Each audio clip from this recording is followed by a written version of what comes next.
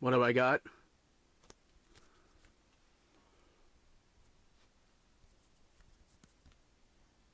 Four kings and a five. What do you got? A straight flush! Ah! You gotta be...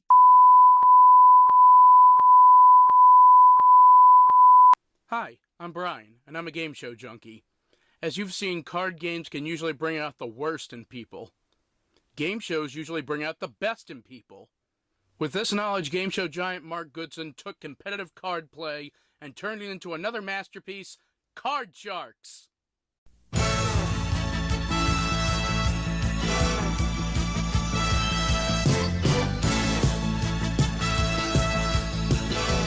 But first, it's time for a short history lesson. Card Sharks' first run on television was on NBC from 1978 to 1981 with host Jim Perry. In fact, it was good enough to be one of 3 NBC game shows to escape NBC game show Armageddon. In June of 1980, Hollywood Squares, Chain Reaction, and High Rollers were canceled from the NBC game show lineup, and Survivor's Card Sharks, Wheel of Fortune, and Password Plus moved time slots, which confused viewers and lowered ratings. You'll hear about the format shortly because the game remained unchanged except for a few tweaks here and there.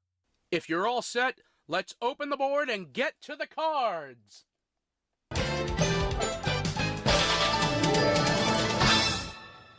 Two contestants play against each other with a deck of 52 oversized playing cards. The champion plays the upper red cards, and the challenger plays the lower blue cards. The object was to work their way across the board of 5 cards by predicting whether each card is higher or lower than the one preceding it. However, to earn control of the cards, they had to win a high-low toss-up question. These questions consisted of surveys of 100 men, women, people, etc. The object was to predict how many of the 100 answered the question a certain way. After they predict the number, their opponent predicts whether the actual number is higher or lower than their guess. If they predict correctly, they win control of the cards. If not, the player who made the initial guess wins control. Occasionally, someone would predict the number exactly right. That rare case earned the player a $500 bonus. When the player has control of the cards, they see the first card, the base card. If they predict it correctly, they move 1 card closer to the finish line. If they're wrong, they go back to the original base card, and their opponent gets a free chance to play their cards. With a free chance, they had to play the base card, even if it was a bad card. They could freeze after a correct prediction to protect their spot and keep their opponent away from the cards. If nobody makes it to the end after 4 high-low questions, it becomes a sudden death situation. The winner of the 4th question had to decide if they would play their cards or pass to their opponent, who must play the rest of their cards. Regardless of who plays, if they make 1 mistake, their opponent wins the round. The first to win a 2 out of 3 game match won $200 and the right to play the big money cards. If it went to a 3rd game, the rows would be shortened to 3 cards and a maximum of only 3 high-low questions would be asked. Also on occasion, a question was replaced with an educated guess question. These worked like the survey questions, except the predictions and reveals had to be keyed in electronically, since the podium could only display 2 numbers in each spot. In the big money cards, the champion gets $200 of new money to bet with. They bet money and call high and low on the bottom row of 4 cards. When they move up to the 2nd level, $400 is added, and they bet across 3 more cards. Minimum bets are $50 until they make it to the top card, the big bet. There they must risk at least half the money they have at that time. Throughout the round, they could change 3 cards by selecting one of the 3 spare cards on the side of the board. Originally, they could change any 3 cards they wanted, including 3 cards in a row. After 1 month, they changed the rule to be able to only change 1 card per row. The show was such a big hit They concurrently ran a syndicated version at night with host Bill Rafferty. To separate itself from its daytime counterpart, they added prize cards and a car game, but we'll get to those in a moment.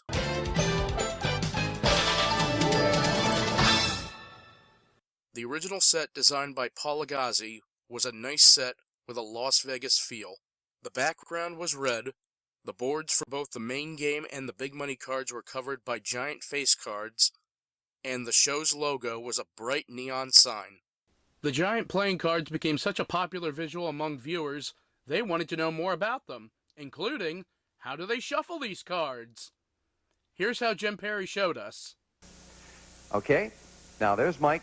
He's already counted the deck. He and the NBC watchdogs have to check every deck to make sure it's complete and contains 52 different cards. And then he works this specially designed shuffling table that enables him to mix the deck at random. He does this for about a minute, and it's always under the scrutiny of the NBC compliance and practices people. Then the deck, incidentally, weighs about 25 pounds. You can see he's going to give it a cut right there when he's all done, after shuffling for about a minute. Deck weighs 25 pounds. They measure 2 feet by 1 feet, or by 1 foot, I should say.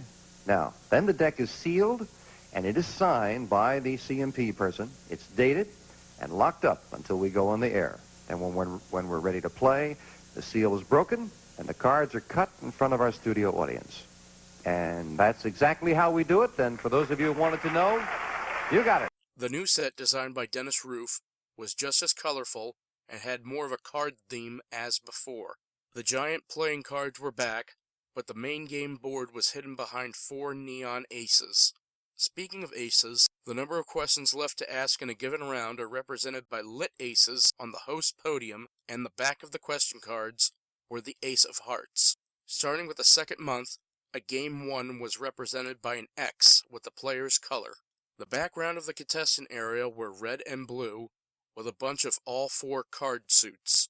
Soon after the syndicated version premiered with Bill Rafferty, they wanted to differentiate the 2 versions. The syndicated version added prize cards. When one of these came up, a cardboard duplicate was added to that contestant's side of the board. They won all of the prizes on their side of the board, only if they won the match. The total value of those prizes replaced the $200 for the match. There were 2 car games on the CBS version of the show. The first version brought in an element in every deck of cards except for card sharks, the jokers. Every time a joker came up in the money cards, they would have another chance of winning the car. They would get a free joker for winning the match. To win the car, the player would put as many jokers they have on one of 7 numbered cards, 1 at a time. 6 said no, and 1 said car. If they found the car, they won it, coupled with a colorful graphic to show they did. The second one was quite different. It was played like the Price is Right's range game. A question with a 10-person audience poll was asked, and the player would register their answer on the range board between 0 and 10.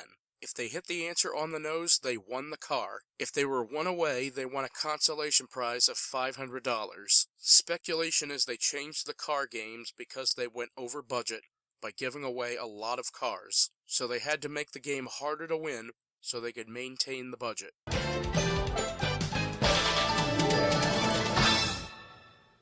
The host of Card Sharks on CBS was Bob Eubanks. Before this, he was most known for hosting the Newlywed Game and promoting the Beatles at the Hollywood Bowl. In fact, the way Bob promoted Card Sharks was a nice publicity stunt. Bob Eubanks, come on down. You're the next contestant on The Price is Right. Eubanks. Look at this. Where did Bob Eubanks come from? I can't believe it.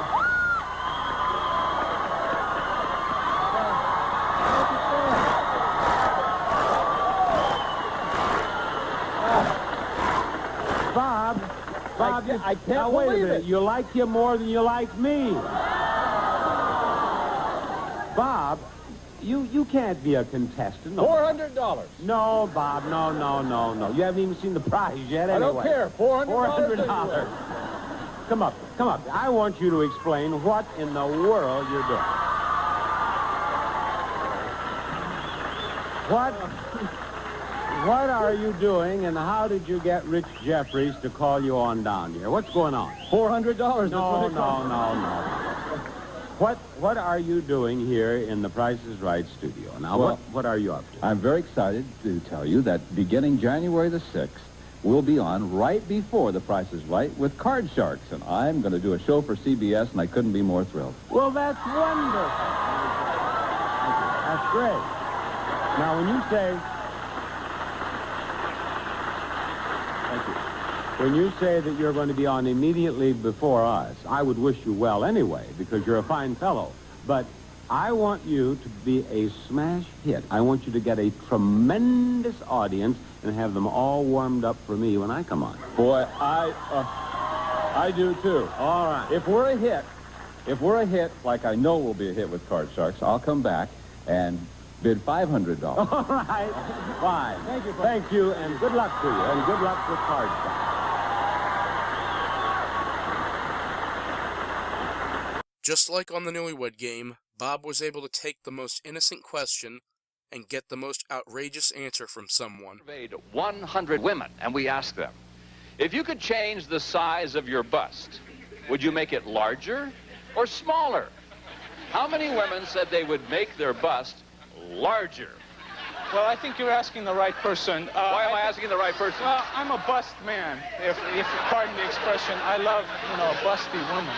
No kidding. Yeah. I mean, the bustier the better is my saying. Yeah. Let me write that down. We'll use that sometime. Bob would always get excited when contestants won a lot of money, but would also get extremely nervous when they bet a lot of money. All of it lower than the Queen. Good luck to you. Love to see it happen. Jackie! You get it! $14,000 that it's lower than the Queen. Good luck to you. Is it lower than the Queen? Yes!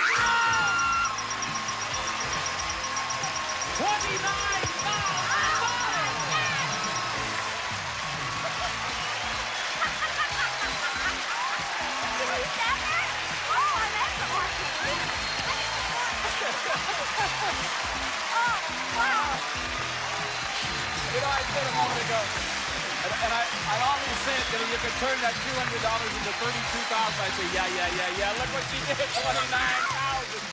Bill Rafferty was also a good host of this show. Unfortunately, though, I didn't watch him until years later, but Bill would usually have a humorous anecdote after asking a high-low question.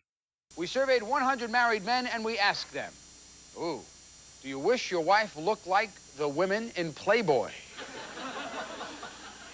I've never gone home and found my wife bending over the car naked with a screwdriver. I just, that would kind of frighten me, but it's a question. Do you wish your wife looked like the women in Playboy? How many married men said they do wish their wife looked like the women in Playboy?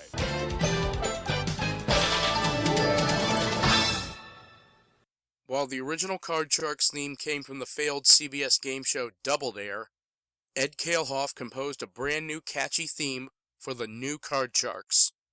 While the intro was an epic build to the reveal of the set, the main theme sounds like something you would hear in a casino. Take a listen.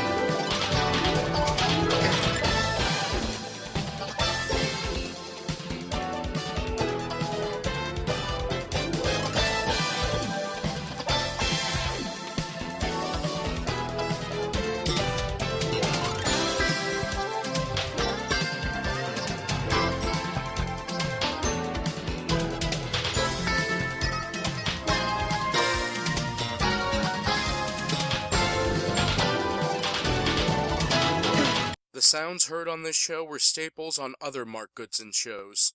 sounds like the correct ding, Go down lower. You bet. the wrong buzz, And the windings,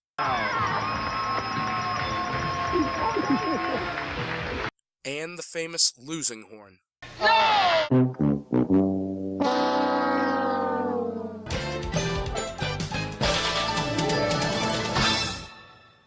This show was difficult to figure out what the catchphrase was, but I've narrowed it down to 2 words: higher and lower.